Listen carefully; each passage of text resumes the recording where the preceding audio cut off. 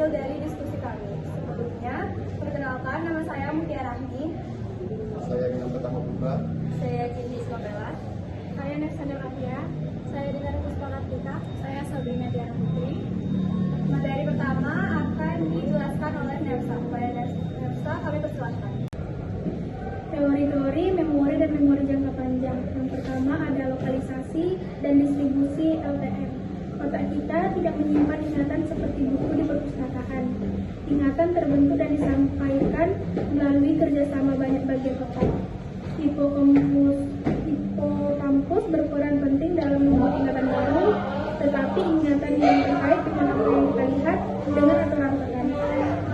Penelitian mengungkapkan teknik seperti pencitraan otak, stimulasi listrik, dan studi pasien dengan gangguan memori menunjukkan bahwa memori adalah proses aktif yang melibatkan banyak area otak secara bersamaan, bukan sekedar kotak penyimpanan. Yang kedua ada kapasitas LTM.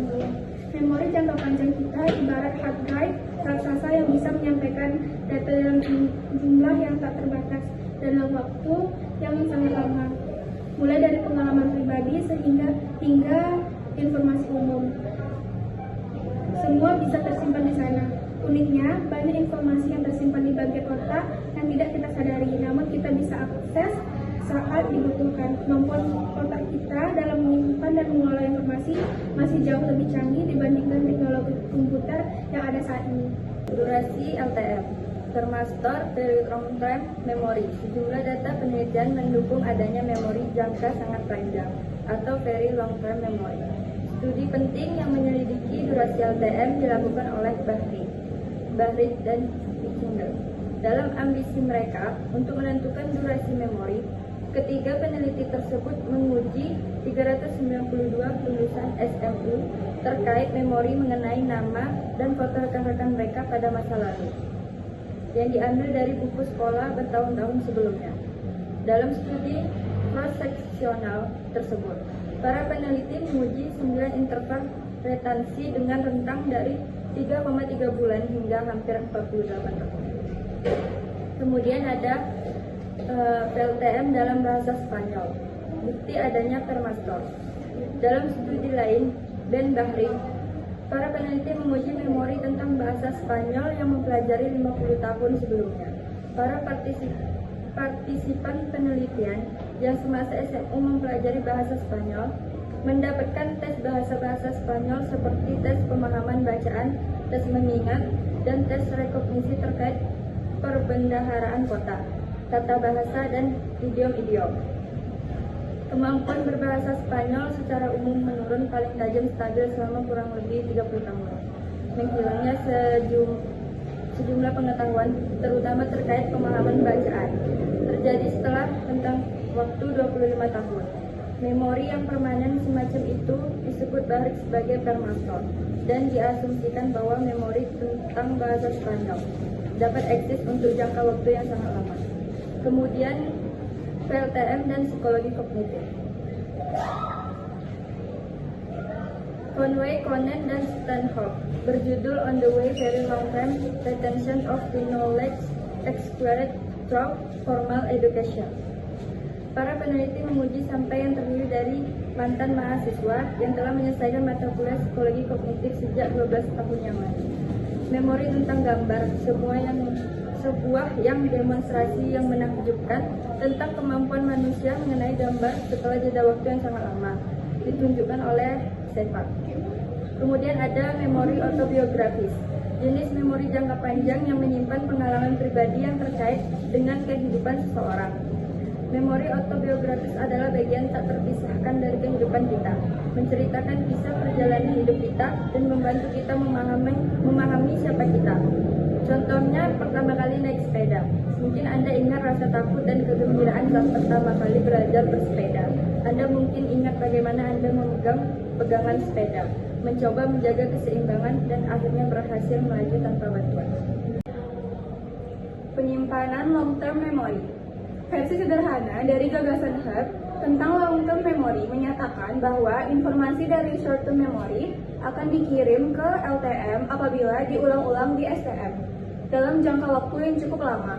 Transformasi informasi dari STM ke LTM tersebut terjadi karena struktur STM di otak memiliki sirkuit yang berisikan aktivitas-aktivitas neural yang bergema yang memiliki neuron-neuron yang mampu bergerak dalam putaran secara mandiri.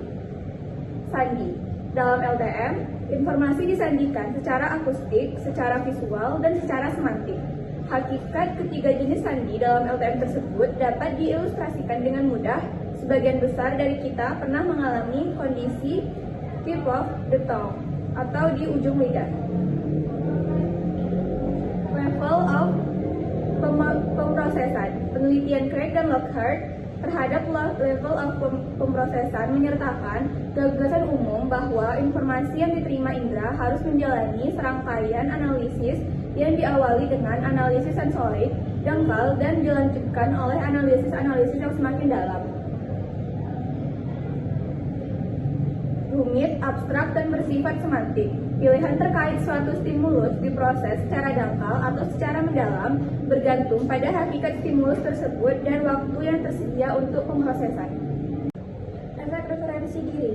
Konsep level pemrosesan mengalami kemajuan pesat ketika Rogers, Clifford, dan Kirker 1977 menemukan bahwa referensi diri merupakan sebuah faktor yang kuat. Dengan menggunakan suatu metode yang menyerupai metode Craig dan Turing 1975, para peneliti meminta partisipan untuk mengevaluasi sebuah daftar yang berisi 40 kata sifat. Yang kedua ada model koneksionis tentang memori. Pendekatan terhadap memori sebagaimana yang diajukan Turing menemukan adanya korelasi langsung antara aktivitas neural dan jenis-jenis memori. Model koneksionis yang dikembangkan oleh Rummelhat juga diinspirasikan oleh adanya aktivitas neural, namun berusaha mendeskripsikan memori berdasarkan analisis unit pemrosesan yang lebih halus. Selanjutnya ada skema dan intisari LTM.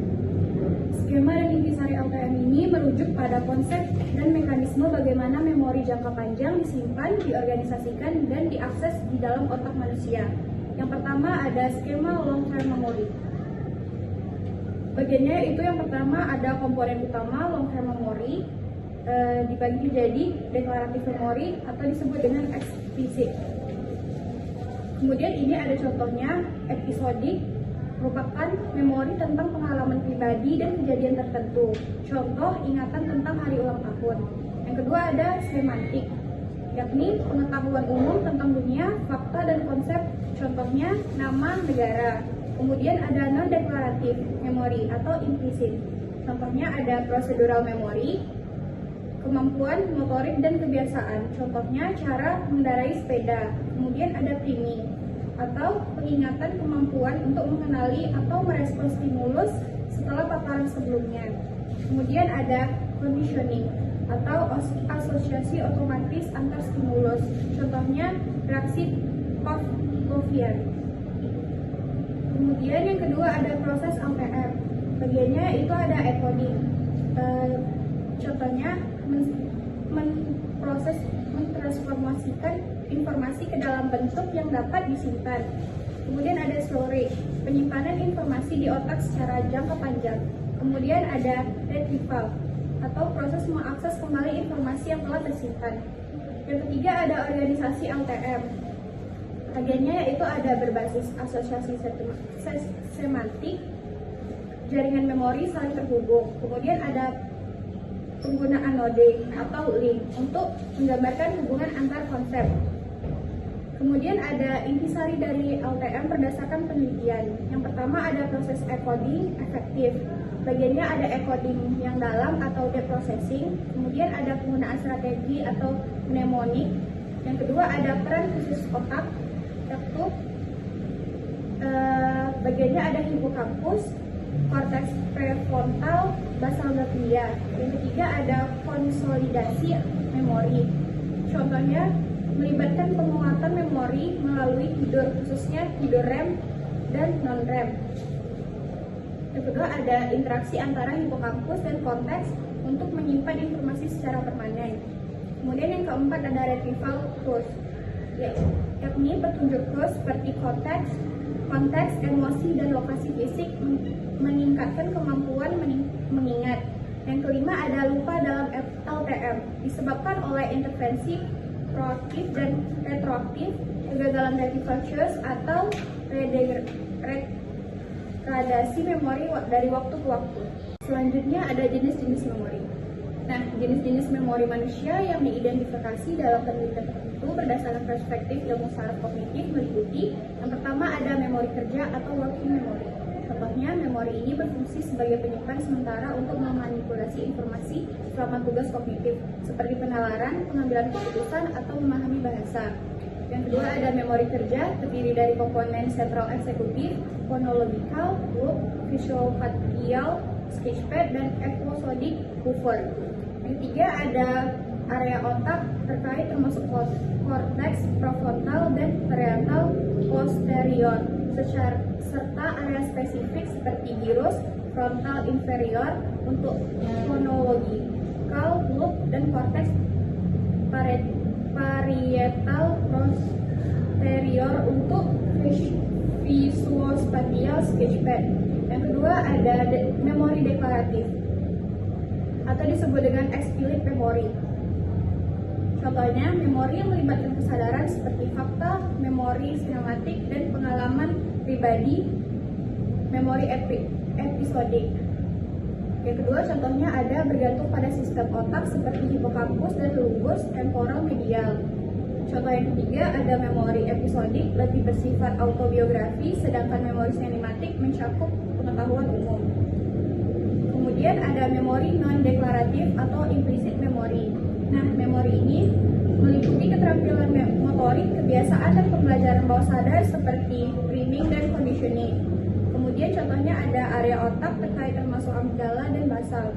Nah, di setiap jenis memori melibatkan mekanisme seperti encoding, conditioning, consolidation, dan retrieval. Konsolidasi dapat dipengaruhi oleh tidur yang membantu mentransfer informasi dari penyimpanan sementara ke memori jangka panjang yang lebih stabil. Memori juga bersifat dinamis, di mana proses reconsolidation memungkinkan modifikasi ingatan yang telah tersimpan sebelumnya. Jadi sekarang saya akan menjelaskan tentang memori episodik dan semantik. Topeng mengklarifikasi memori ke dalam dua jenis, yaitu episodik dan semantik. Yang pertama adalah memori episodik. Memori episodik adalah suatu sistem memori neurokognitif yang memungkinkan seseorang mengingat peristiwa-peristiwa pada masa lalunya. Memori episodik sangat rentan terhadap perubahan dan kelupaan, namun memegang peranan penting sebagai dasar pengenalan terhadap peristiwa-peristiwa yang telah kita jumpai pada masa lalu.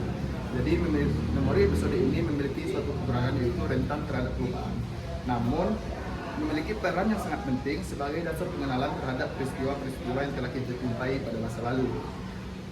Selanjutnya itu memori semantik. Yang kedua, memori semantik adalah memori mengenai kata, konsep, peraturan, dan ide-ide abstrak. Memori ini penting bagi penggunaan bahasa dalam kehidupan kita sehari-hari. Kita kerap kali mengambil informasi dari memori semantik yang kita gunakan dalam percakapan dan pemecahkan masalah dalam membaca sebuah buku. Jadi memori semantik ini sering kita pakai dalam kehidupan kita sehari-hari, seperti membaca dan lain sebagainya. Kemampuan kita untuk memproses informasi berbeda-beda secara berurutan dan dalam kecepatan tinggi disebabkan oleh proses pengambilan informasi yang sangat efektif dan juga oleh informasi yang terstruktur dengan baik dalam memori semantik. Jadi pengambilan informasi ini terstruktur dalam memori semantik kita, maka kita dapat dengan mudah untuk memproses informasi yang berbeda-beda secara berurutan. Selain itu, Topeng berpendapat bahwa sistem memori yang paling baik menggambarkan kompleksitas dan adaptabilitas manusia dalam sistem klarifikasi yang terdiri dari tiga, yaitu memori episodik, memori semantik, dan memori prosedural.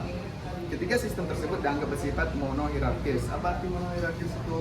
Monohierarkis itu artinya dalam sistem yang rendah, memori prosedural mencakup sistem berikutnya, yakni memori semantik sebagai suatu entitas tunggal.